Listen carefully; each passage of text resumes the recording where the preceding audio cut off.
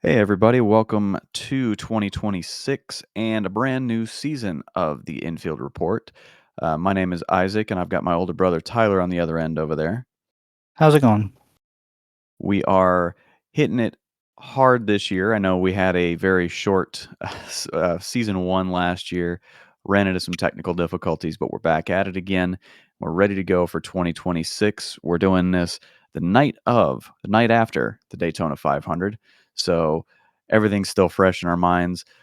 Unfortunately, we also have some other things that are fresh on our minds that we want to pay respect to. Unfortunately, we lost Michael and Annette or late in the offseason. Um, we lost Greg Biffle, his family, and a couple other families on that plane crash as well. And we also lost Dennis Hamlin. We want to send our condolences and thoughts and prayers to all of those families, as well as those that I haven't mentioned, but there are others, unfortunately, as well. We want to make sure that everybody knows that we are thinking of them as we start this 2026 season off. Um, we're going to kind of backtrack a little bit into the off season, back to the big news that happened, which was that big elephant that was in the room. Uh, Finally, that lawsuit between 2311 Front Row and NASCAR finally got settled. Um, Everybody got their charters back. 2311 and Front Row got their charters back. Everybody's are permanent now, which is something that the teams were fighting for. NASCAR didn't really want to give them. Then they finally got them. Bunch of other settlements behind the scenes. I'm no lawyer. You're no lawyer. But it is good to see that we don't have that rift anymore. And that also unfortunately meant that Steve Phelps had to leave. He resigned on his own terms, but there were some damning emails, texts, messages, all that craziness behind the scenes that I think kind of, I don't want to say forced him to resign, but I think kind of sort of had the writings on the wall there for him. But it's good to see that that rift is no longer there. Tyler, what do you think about all that lawsuit and off-season distraction sort of stuff finally being over? I think it was going to be eventual. It was going to challenge NASCAR and their leadership, but it was highly unnecessary. NASCAR had a lot of opportunities to just settle, get it out of the way. Would that have been good for the teams? Not really, but it it came to a head that it sounding like the judge was kind of tired of NASCAR's side. Sure, yeah, the teams were also a little lippy and very animated, but once all the text messages came out, I think NASCAR was forced into a corner. Yeah, and I think the Judge Kenneth Bell was also he tried to preempt this entire thing by saying no matter what happens, this isn't going to be good for anybody. I mean, you had NASCAR was adamant that they were not going to give them permanent charters, that they were not going to, something about the pay. I know that they teams wanted more of a say in the or more of a share in the revenue and things like that. And I think advertisers as well, they wanted a um, better grasp and a first, not necessarily a first come or like a first right at it, because I think NASCAR has always had in a way like first rights or first bid for advertisers, but I think now it's a little bit more of a level playing field for teams and for NASCAR for all those advertisers as well. So I think it's a good thing that they finally settled this thing and got it out of the way, and we don't have Michael Jordan versus NASCAR anymore, and all this stuff is out of the way, and we can finally get back to what the sport is about, which is racing. And they ended up making a change. They announced a change was coming. I want to say it was early to mid January that there was going to be a new championship format. It is no longer a playoff format, it's the chase format. And a lot of people on social media were saying, what year are we in? Is it 2004 all over again? This, that, and the other. I personally am okay with the chase format. I don't know. What are your thoughts on it, Tyler? What do you think about this whole new chase? Well, new old chase format. I was always advocating the chase format. Sure, I was more on the side of the 36 races, but I did not like this playoff elimination format at all. I just kept saying, just go to the middle. Let's go back to the chase. If we have to tweak it, that's fine. Sure, are there still stage cautions and such? Yes. Does it provide an element of racing and excitement? Yes. And I think it's going to stay for a little while with a TV deal right now, but when the new one comes in, I hope, even before then, I hope that the stage racing will go away. But that's an entirely new subject we can touch on later. But I'm okay with it. Just like Mark Martin said, it's a great compromise. It's the best that we're going to get. It it's tying together the old fans, which were being alienated. That was a big buzzword the past month or so. Oh yeah, But it brings back some of the old fans that went away, and then the new fans who have only known the system for like a year or two or a little bit more gets to kind of go back in time with everybody and go, okay, let's take a breath, let's reset, let's see how this goes. I agree, and it's one of those things where like you do have those the old school fans that do want the full 36 race point format, but in reality, I don't think we're ever going to go back to that. Just because I don't think that's good for TV ratings. I don't think that's good for whatever some of the higher ups and executives think as far as ratings go, which is understandable. But at the same time, there is this element of, okay, well, now you've got these back end 10 races as far as these advertisers go, that it's that they're in the chase. So you can advertise those heavier. You can advertise those as chase races. You can advertise those as races that just mean more, or, I mean, just means more is like an SEC tagline, but something along those lines of, you know, the chase is on or something like that. You can do something crazy like that. And you can build on that. So there is still, I know it's drawn out over 10 races and there are no more elimination cutoff races, but you'll still have the excitement, I think, over the course of the chase where it was back in the day, that I still think you'll have a lot of people that will follow along with this and really enjoy it. And I know I'm looking forward to it again because this whole win and you're in deal, I think pissed everybody off. Not everybody. A lot of people. It pissed a lot of people off because you had incidents like Austin Dillon a couple years ago at Richmond that really got people frustrated. I think that was not necessarily the last straw, but you had people also pointing to the fact that you had SVG make it in, and he did win a lot of the road courses, but points wise, I don't think he was still top 20, I think, but I don't think he was top 16. But they're still keeping the top 16 moving into the chase.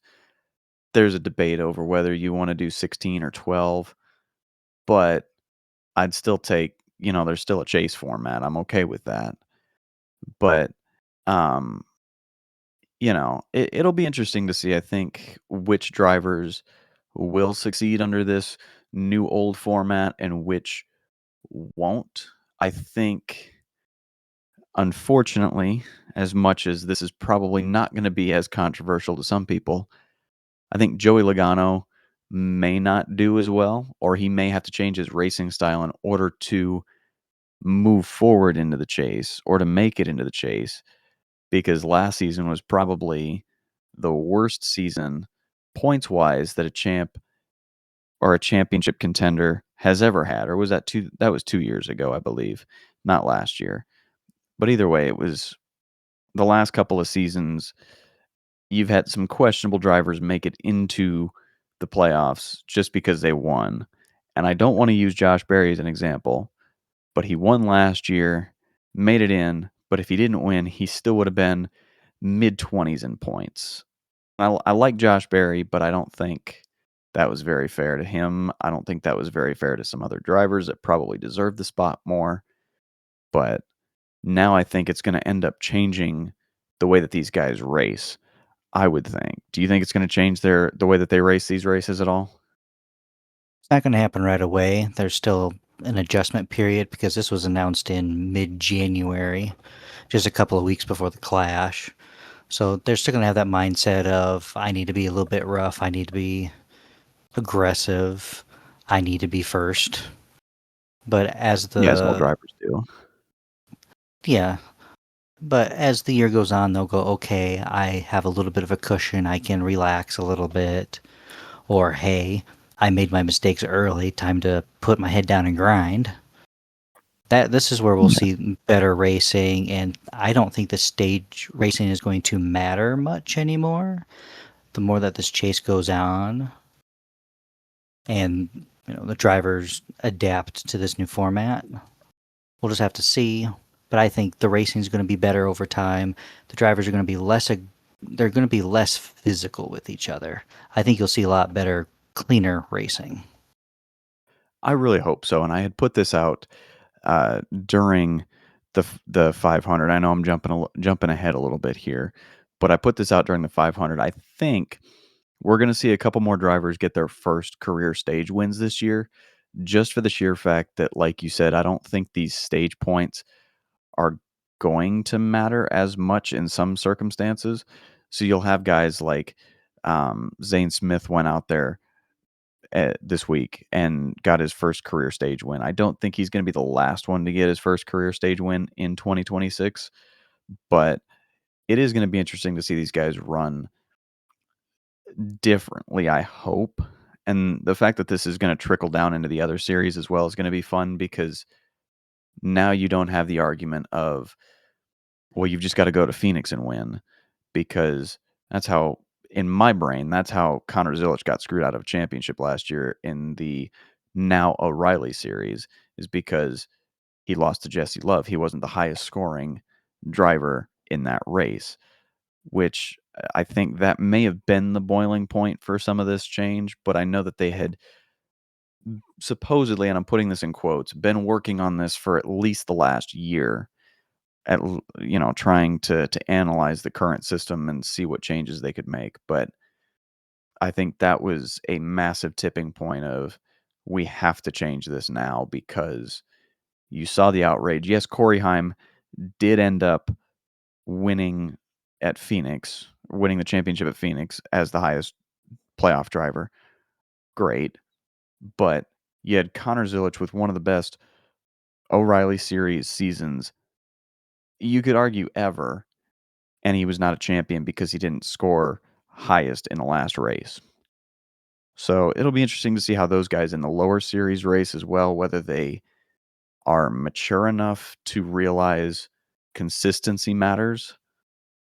But I think we'll just have to wait and see on that. But I'm definitely looking forward to that. So we're going to go ahead and move along now to the Clash, which happened on Wednesday, the 4th of February, instead of Sunday, the 1st, because weather here in North Carolina, you got to love it. Um, it was supposed to be raining, which was, kind of expected, and then it got colder, and then they said snow. So we're thinking, okay, it's going to be snowing, not a whole lot because it's North Carolina. Well, we had a couple inches that on Saturday night going into Sunday, and then that postponed it until Monday. Well, then for everybody's safety, they decided to go ahead and postpone it till Wednesday. And it turned out to be great racing. Bowman Gray, I went last year. It was fantastic. Um, as per usual. But I think with the weather being the way it was, as cold as it was, I think that made it a little more entertaining. And I had to just laugh because Ryan Preece was complaining early on in the race. We should not be running in this because there was some sleet that was going on. And he said, This is some of the worst conditions I think, or, something about this is the dumbest decision I think we've made so far, or something along those lines. And then he goes out to win the race in the sleet. So, I mean, pretty pretty good start for him for 2026, I think, which I know is definitely needed. Um, RFK has had very solid seasons for the last couple seasons, but they just haven't been able to be consistent. And I think now with this new format, RFK is going to do fairly well, at least with two of the cars. With Brad not quite 100% coming back from his broken leg, I'm very curious to see what he can do as well. I mean, we pick it up, here in a couple weeks, but um, RFK as a team as a whole, like they've been really solid. I think now this is the year I think they find consistency, and that strong start from Priest I think will definitely help. Um, but yeah, that clash was a lot of fun. I know Hocevar got himself in trouble quite a bit there as well. He was kind of moving some guys out of the way and kind of back to his old Hocevar ways, which he's still a young guy. So I don't know. Do you think he's going to finally learn his lesson this year? Are people going to put him in his place this year? Is he going to finally calm down? Kind of 50-50. I do believe that as the year goes on, that there's not a win and you're in. He can have a little bit more opportunities to come in second, third, see the bigger picture, accrue points, instead of trying to get all of the points all at once, right at the end, making dumb decisions. Yeah. I But mean, as a younger driver, he's going to do some dumb things regardless, but exactly. now going or sticking with that fact with or that thought with the young drivers, are there any winless driver who out of the winless drivers, let me rephrase that. Out of the winless drivers, who do you think is going to get their first career win first? Does Kyle Busch count? No, unfortunately not. It feels like he hasn't had a win because it's been 94 races now after the Daytona 500, but no, unfortunately, he does not count. I think Gibbs is up there. He's shown a lot of good strengths. He's getting better. His average finishes are getting better. Zane Smith was up there. We'll talk about him in a minute in the 500. So those are my top two. Everyone else has a wild card, and those are I can see them winning on super speedways, but their skill sets aren't that specialized for mile and a half, miles, half miles, 2 milers. So we'll just have to see. But Gibbs and Smith are my top two. That one of them will at least win one race this year. I can see that. I can kind of agree with you on Ty Gibbs there. I think he's definitely got the skill set. I know he showed it in the O'Reilly series as he was coming up, and it seems like he's kind of hit a wall. But not every good young driver always wins right away.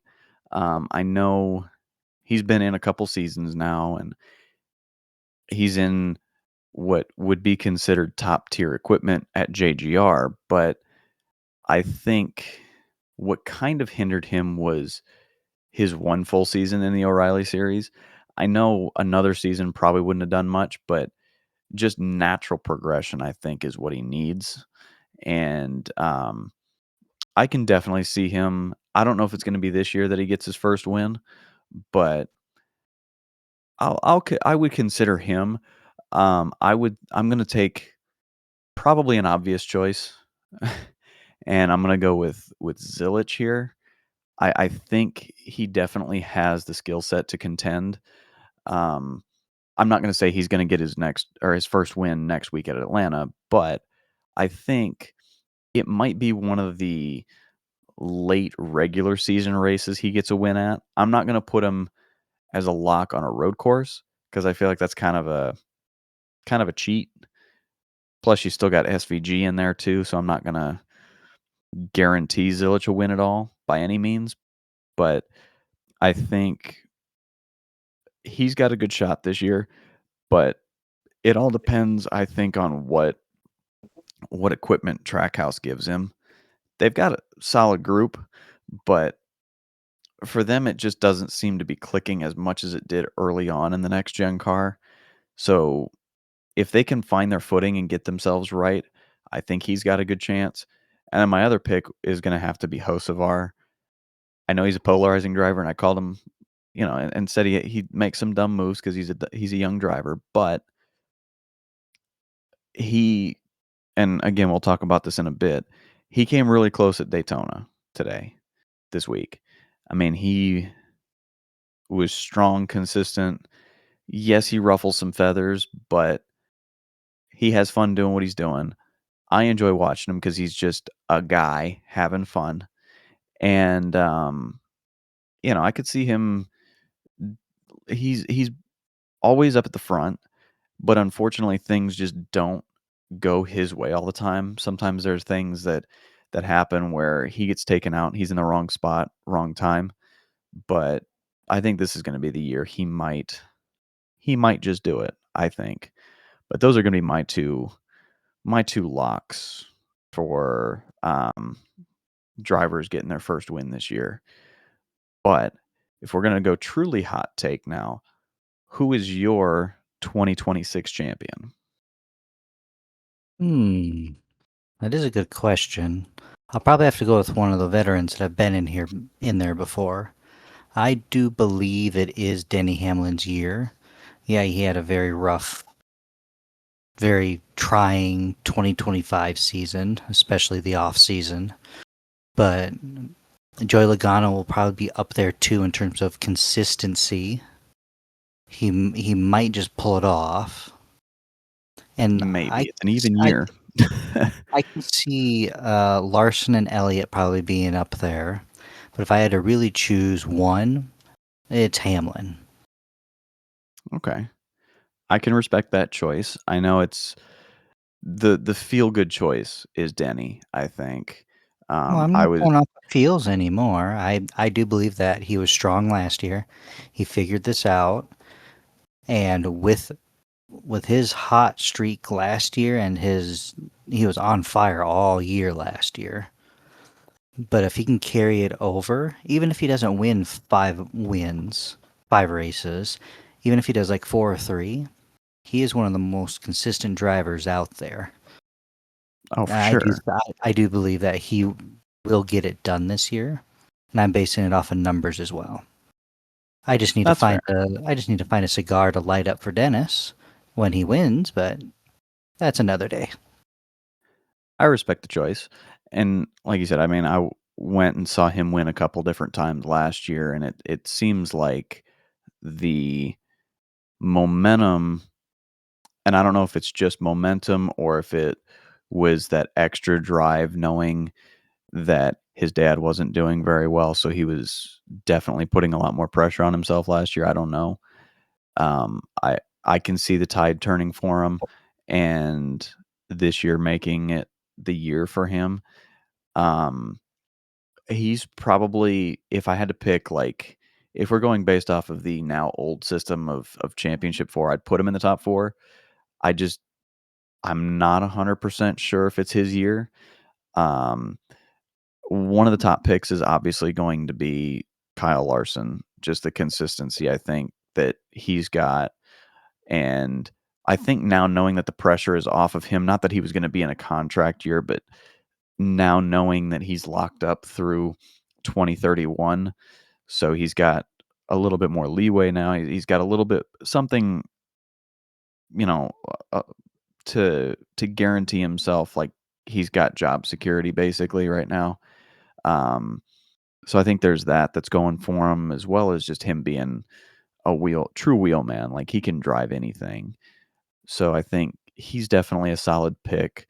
Um, our I'll spoil it now, or if you haven't already seen it, the Daytona 500 winner Tyler Reddick is also a good choice. I think he definitely showed some flashes of brilliance back in 2024 when he was the regular season champ, and I think he's got potential to do it.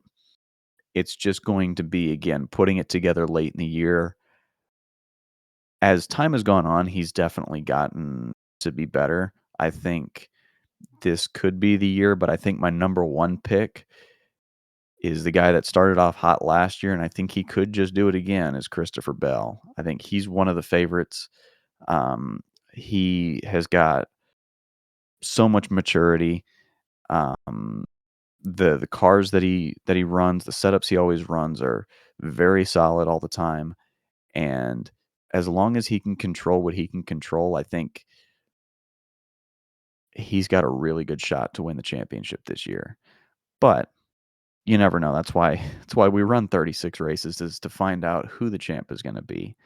But that 36 has to start somewhere, and that 36 almost every single year starts at Daytona.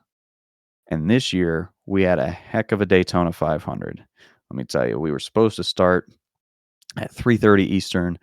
NASCAR saw some weather, moved it up, and we got the race in just in time because just as they were starting victory lane celebrations, the rain started to fall as it normally does because the vortex stopped. So, we had we had a great run again for the Daytona 500. We actually had 5 cautions, was all we had all day, and 2 of those were stage cautions. So if you take that out, that was realistically 3 cautions for cause all day. And, I mean, the first one was super early.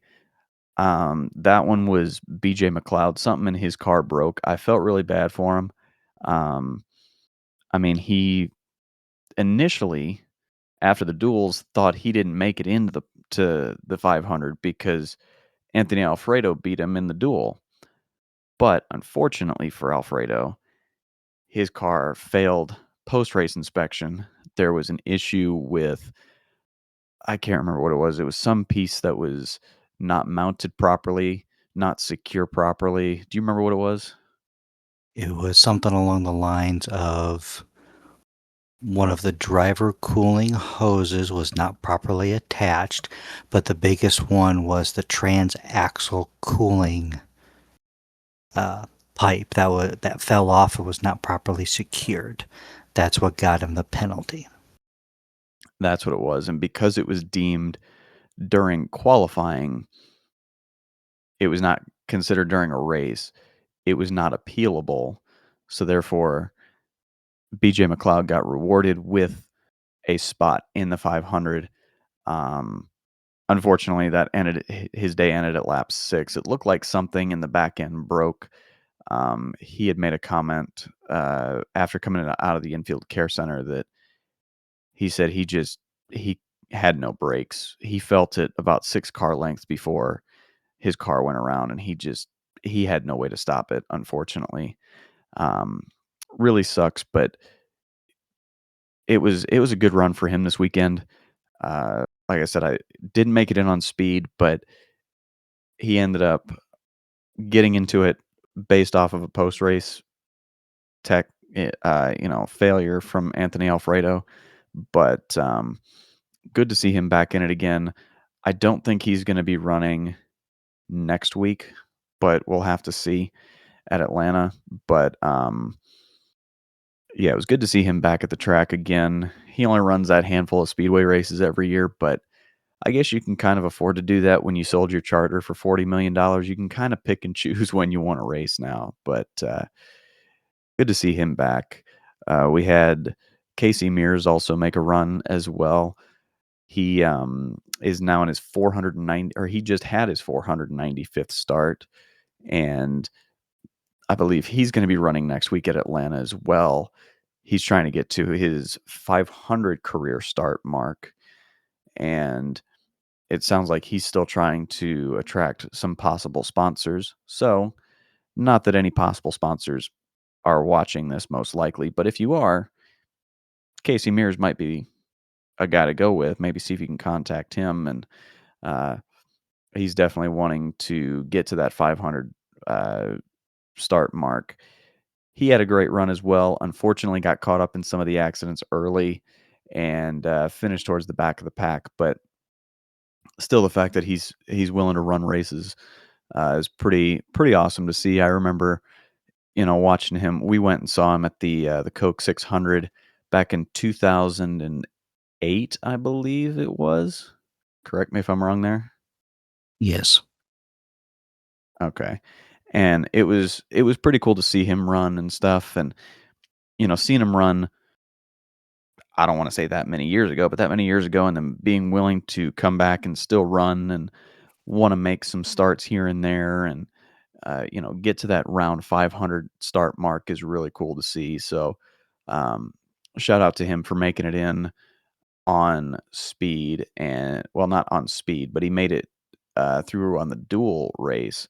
Which, if you haven't seen that clip of him just flooring it, and I mean flooring it, I mean that thing was. I was afraid he was going to get caught up in that wreck at the end of the dual race, but he somehow somehow put his foot in it and made his way through it, barely. But because of that, I know that. Well, actually, I think now that I think about it, I don't think they're going to be racing at Atlanta next week because Carl Long made a comment. He said because of the repairs that they had to do from the dual race to the 500, they basically had to kind of take their Atlanta car apart. So I don't think they're going to be running in Atlanta, but they will be running the truck. So if you see the number 69 truck at Atlanta next week, just go and say hey. But but yeah, so that was good to see him get in. We also had Corey Heim get in as an open car. It still boggles my mind that that kid does not have a full-time ride in any series as the Truck Series champ from last year.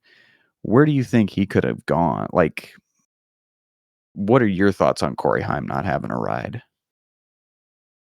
I mean, it happens. Yeah, it does suck, but you'd think a truck champion would have something in the O'Reilly series, something, on the way up. But in a way, this is also a good silver lining of he gets to dabble in a little bit of everything, and he's not tied to either one team or one series. He can get practice in all of them, get some Yeah, expertise, sharpen his yeah, skills, and refine I think them. yeah, and the like you said, the good thing is he just gets more seat time. Um, and with him being a 2311 driver, he does get to learn from some great drivers that are sitting over there. But I think part of me part of me wishes he was in the 35 instead of Riley Herbst. I'm not gonna air my grievances on that right now, but um, even if like I appreciate the fact that Corey Haim's got some sort of ride in, I believe it's all 3 series now, at least part-time throughout the year, so he's able to, like you said, get some reps in and stuff like that. But I just wish that there was some consistency for him to be able to run a series full time so that he could continue his development. Because, uh, I mean, in what world would you see a a champion, a series champion, not have a full time ride? Like, it just doesn't make sense to me. I'll equate this over to Formula One a little bit.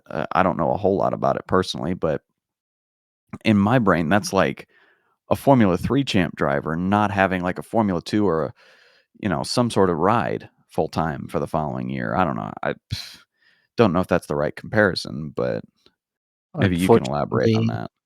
unfortunately, money talks. If you don't have a big enough sponsor that'll help cover bills, you're kind of put on the back burner, and someone else that does have money, like Herbst had Monster Energy behind him. That's a big sponsor. They've got money, almost tobacco like money. Yeah. Probably a percentage of that, but energy drinks have a lot of money behind them. Red Bull, Celsius, Monster, Rockstar. They're big. Since Riley Herbst had them as backing, Heim was kind of set off to the side.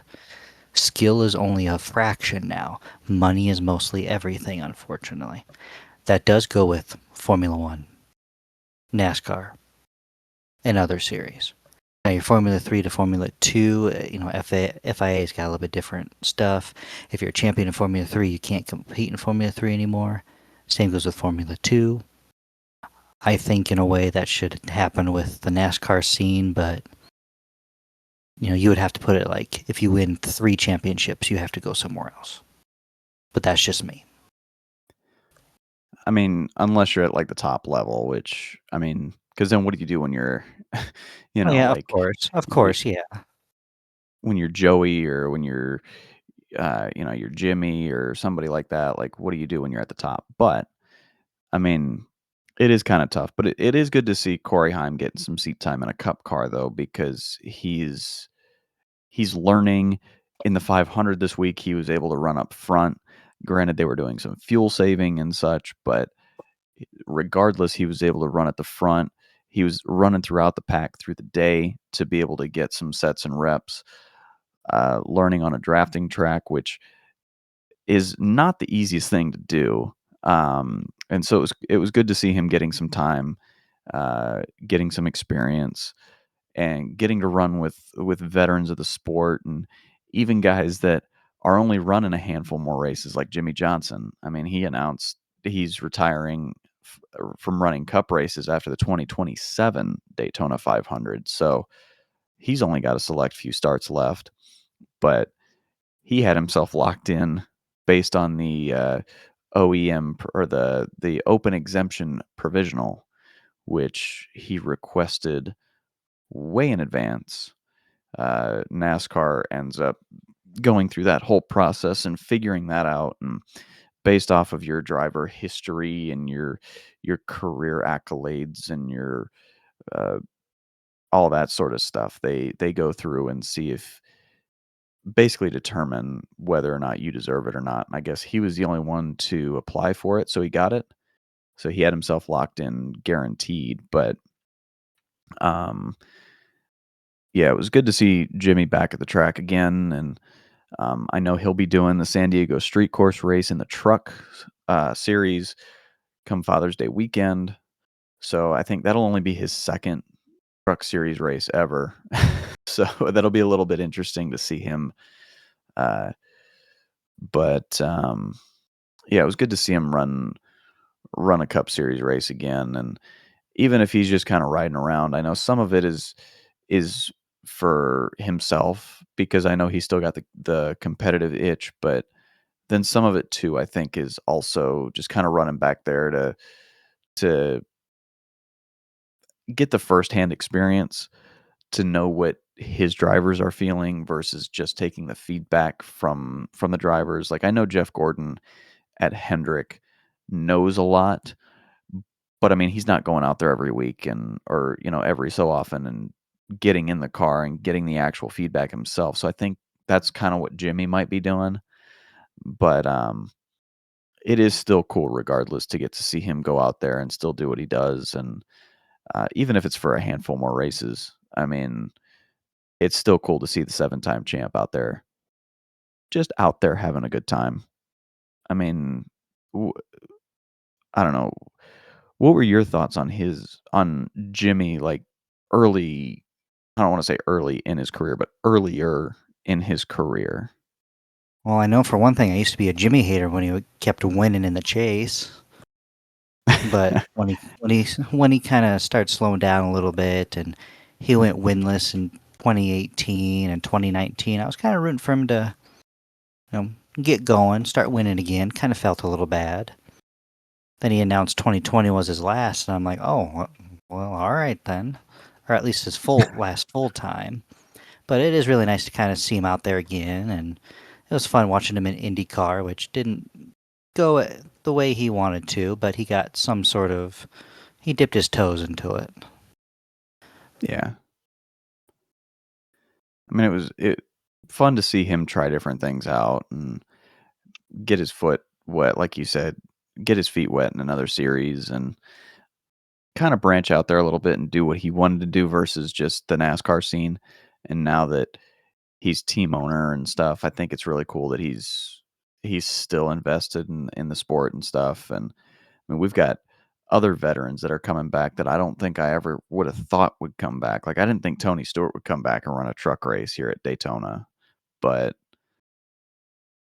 it's 2026 and he ran a Ram truck at the Daytona race. That is a sentence I don't think you could have told me 10 years ago and I would have believed it. But we got him coming back. You've got Dario Franchitti coming back at St. Petersburg.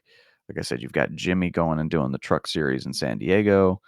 Um, I mean, just a lot of these veterans are coming back and wanting to keep themselves invested in the sport or reinvest themselves in the sport, which is a really cool thing. And, especially for some of them that have been out of the sport for a while, it's really cool to see them come back and really enjoy themselves and um, put themselves or,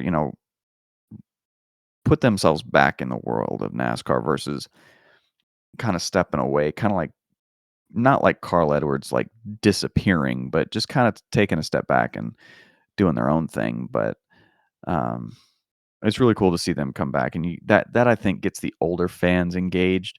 But then you've got new guys with massive followings like Cletus McFarland coming in and doing his thing, and he's getting truck. Well, he was getting ARCA time, and then he was getting truck. He's now running some truck races and stuff, and I think that's bringing in a younger fan base. So you got a lot of worlds colliding right now. I think it's going to be pretty fun to watch how NASCAR grows from here. I know I had made the comment earlier that this could be a really good turning point in NASCAR. I think with the new point system, I think with you've got streaming. I know streaming is kind of a touchy subject for some, but the fact that you've got stuff on streaming now and that's an easier access, I think, to the younger audience. Like I said, you've got Cletus that he's just he's an entertaining watch on social media, regardless of where you go. And him being as invested as he is now, wanting to have the fun and wanting to be in the sport and stuff like that. It's going to be an interesting ride that we could possibly be on for this sport. But I know we're probably not going to reach peak levels of what it used to be, and I know everybody says that NASCAR has hit their peak. It's past its prime and stuff like that. But we could potentially be on a new upward trajectory here. I would hope. I don't know. Do you think it's gonna come back up again? Do you think it's kind of level? I mean, where do you think we're at right now in the landscape of things? I think we've hit a flat line for now. Well, flat line's not a good word, but we've hit a plateau. We've hit kind of a floor for now. It can be a floor or a ceiling. I do believe that it will rise again. It'll be more popular. Will it be 2006 popular? Probably not. I want to be proven wrong. I want it to be a lot more because you have social media now. You've got wider reach. It's easier for international viewers to get access, to interact with the NASCAR app, the fantasy app, especially social media, interact with the drivers one on one, a little bit closer, a little bit more often. The cards just got to be played right by NASCAR's side. They're slowly taking baby steps. We just got to give them time. 5, 6 Yeah, years, maybe we can see it taking off, but who knows when the peak will be.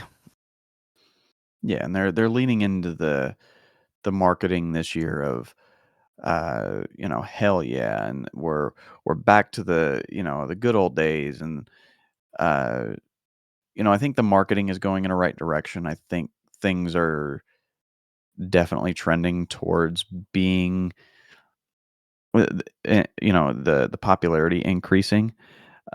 We did get some numbers from Daytona that it was a sellout crowd, and for the first time in, I believe they said over a decade, they actually published numbers for attendance for the entirety of Speed Weeks.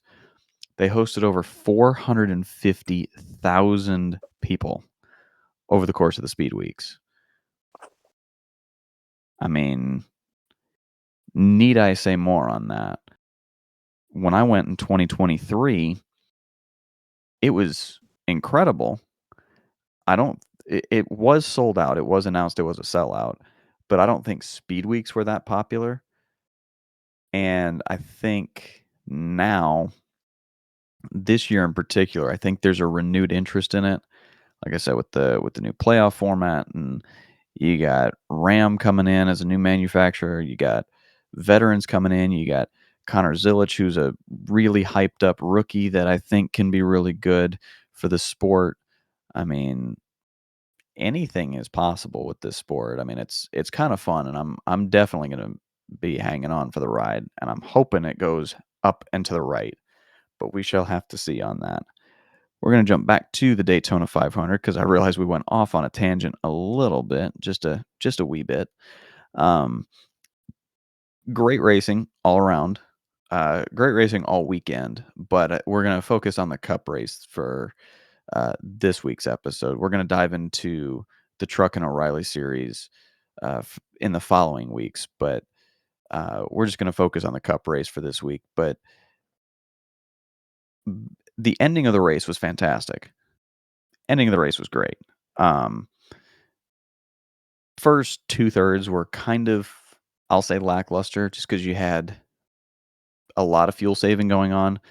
And I get the reasoning behind it, but the fans deserve better than that, I think. You don't need to always play it for the strategy game. Sometimes you gotta go balls to the wall and just go for it.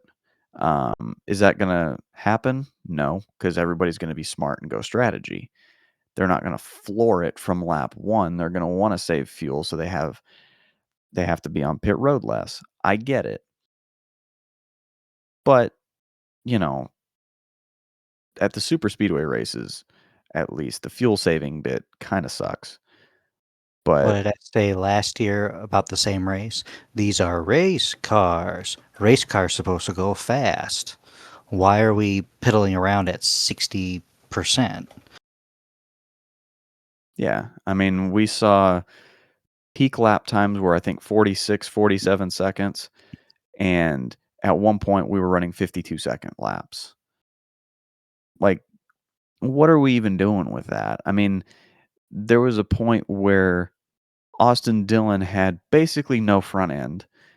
People were saying he looked like a modified out there, and he was keeping up with the pack. He actually caught the pack because they were running so slow, and he had no hood, no real front end to speak of, and they were running around trying to save fuel. But unfortunately, that happens at these super speedway races, and next week at Atlanta is gonna be another one, maybe, possibly. But after that, we're gonna get into some tracks where they're not saving fuel as much, so it'll be a lot more entertaining. But the entertainment factor, I think, for this race was the big ones that happened. Unfortunately, uh, Justin Allgaier was the culprit of the first one. He, uh, he tried to slide up to block Denny Hamlin in the top lane, got there a little too late, and Denny got into him, turned him right into the wall, and then all hell broke loose behind him. Just unfortunately, and Allgaier admitted after the race, he said it was 100% his fault. Just couldn't couldn't clear him. I think there was miscommunication between him and his spotter, and that caused the big one. I believe it was in that one, I believe, that there were 20 cars that were involved, which is half the field. So, that is the definition of the big one. So I think that created a lot of chaos, a lot of drama, and your favorite driver may have been involved in that one. More than likely, your favorite driver was involved in that one. Um, but that I think was some created some entertainment, created some strategies, I think, late there in the race, and then, uh, the ending was some really good racing, I think. After everybody did their final pit stops, some of them needed it, some of them tried to run it all the way to the end, and, um, once we got that, uh, everybody started putting their foot to the floor, and I don't know, what did you for that last segment there, what did you think the racing there, like, as far as quality, as far as, strategy, as far as all that stuff goes, what did you think of it? As soon as everyone started doing pit stops and spreading out a little bit, I was actually kind of getting excited the last 20 laps or so because who's in the lead, who has the run, who got a good pit stop. It was actually turning into a great race. And I had to open my big mouth. And I said, "Oh, we're going to have, the last 12 laps or so green, and it's going to be fantastic." And then 9 laps to go, disaster struck. Unfortunately. I mean, there are some things that just can't be avoided at these types of tracks. The big one being just poorly timed cautions. Uh, you just can't have a solid finish sometimes, but I think the entertainment value definitely shot up when I think all of us realized, or they mentioned on the broadcast, that McDowell didn't pit. He was running he was trying to run, I think, 65 laps on fuel, which is insane. But if you're running in the back and you're saving a bunch of fuel and everybody's running at 60, 55, 60%, it's feasible. But I mean, just he really tried to stretch it, and I think unfortunately that got him into some trouble. But um, yeah, it was pretty entertaining racing. I think there at the end, um, we had probably about 4 different drivers that looked like they were gonna win it. We had Zane Smith, who was out front, won stage 1, and then found his way back to the front late there in the race, and I believe it was on a pit stop strategy. I think he tried to run it to the end as well. I can't remember 100%, but he was up there. You had Chase Elliott looked like he was gonna run away with it, in that last lap once the seas parted. I thought they were gonna throw the caution there on the last lap, and at the time I thought they were gonna throw the caution, Ricky Stenhouse was ahead, and I was hoping it wasn't him because I just there's something about Ricky and super speedway races that really ticks me off where and it would have really ticked me off if he would have won today this week because like caution really, but there was no caution, thankfully. And I think once everybody realized that, Chase Elliott kind of scored it out to the lead, and then Zane Smith was there. I thought, okay, either one of those. And then we had Riley Herbst come along. Okay, kid that didn't really do a whole lot last year is kind of up there. Okay, be interesting. Interesting to see him win. I think Hocevar was up there as well. Looked like he could have won the thing. He was running up front for a decent chunk. I mean, not the whole race, but he had his moments up front.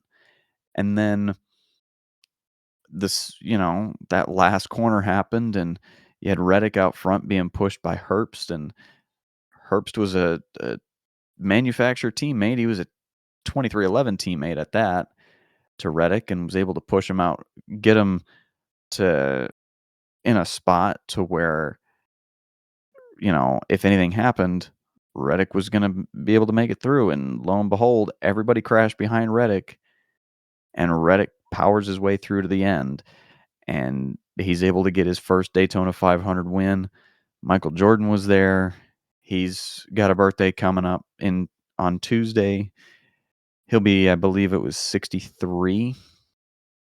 So great early birthday present for MJ, especially being able to be in attendance for this race. I think is really cool that he's only been there for a handful of his team's races now. So um, really cool to see him get to be there for a win, and especially the 500. I mean, that was pretty cool for 2311, I think, and just getting another crown jewel win for them, I think, is something that they are really ecstatic about. With especially with Bubba getting the Brickyard win last year, so they've got two of the crown jewel races now. Now they've got to go and do the Coke 600 and then the Southern 500, and they're good as an organization. But no, they're off to a hot start, and that's a good way, I think, to start the 2026 season for Reddick, especially after being winless last year. I think this will help propel him to a good start to the year. Um, and you never know.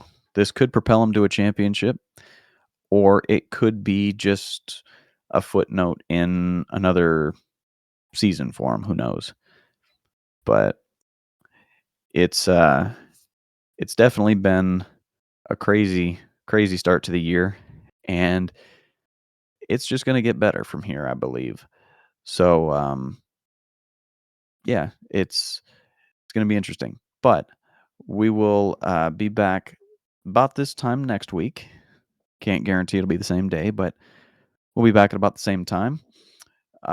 And we will have we'll have all of our analysis, our thoughts about where things stand, especially from the trucks and the O'Reilly series next week as well from Atlanta. But until then, thank you guys so very much for watching, and we will catch you guys next week.